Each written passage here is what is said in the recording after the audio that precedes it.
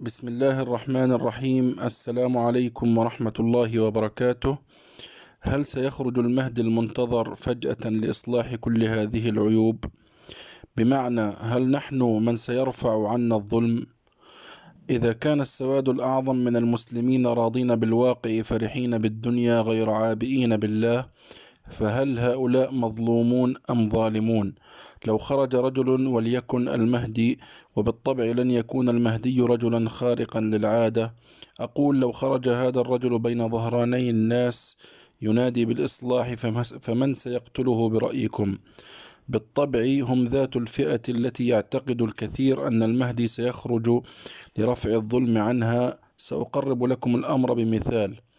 الناس اليوم شرائح عدة، وأقصد المسلمين طبعا. الفئة الساحقة لا تعبأ بخروج المهدي ولا تدري من هو، ولو حدث وخرج هذا الرجل لرجموه بالحجارة. لماذا؟ لأنه سيعكر عليهم دنياهم. الفئة الثانية وهي ليست بالقليلة هي فئة غير ناضجة، تتأرجح من أقصى اليمين إلى أقصى الشمال، تنظر إلى الدنيا بعين ونصف، وتنظر إلى خروج هذا الرجل بنصف عين.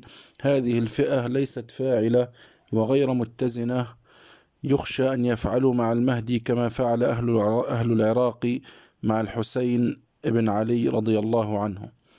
الفئة الثالثة وهي أقل من القليل نسبة إلى تعداد المسلمين اليوم، وهي قسمان.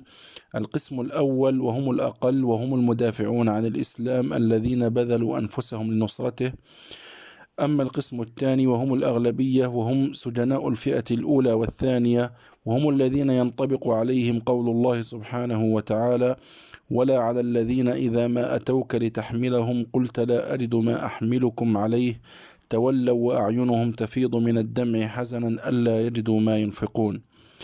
بفارق بسيط أن عذر هؤلاء هو السجن والظلم، وليس بعد الثغور وقلة الوسيلة.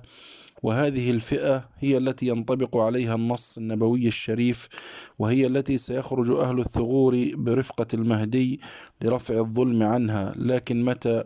ليس اليوم وليس غدا، بل بعد سنوات من التمحيص والفتنة، والله أعلم. السنوات القادمة والله أعلم ستكون الفتنة عالمية، أي أن المحرك لها واللاعب الأساس فيها هم اليهود والنصارى، ثم تتحول الفتنة تدريجيا إلى دعاة الضلالة، حيث سيفر من يستطيع الفرار من اليهود والنصارى إن استطاعوا من أرض أصبحت بركانا من النار. ولست الآن بصدد الحديث عن هذا الأمر، لأن لها إن شاء الله مقطعا خاصا نتحدث فيه عن الفتنة العالمية.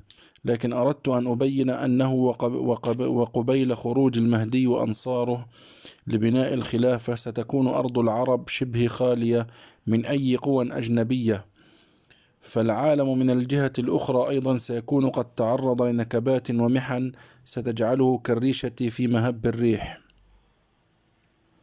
هذا والله أعلم، والسلام عليكم ورحمة الله وبركاته.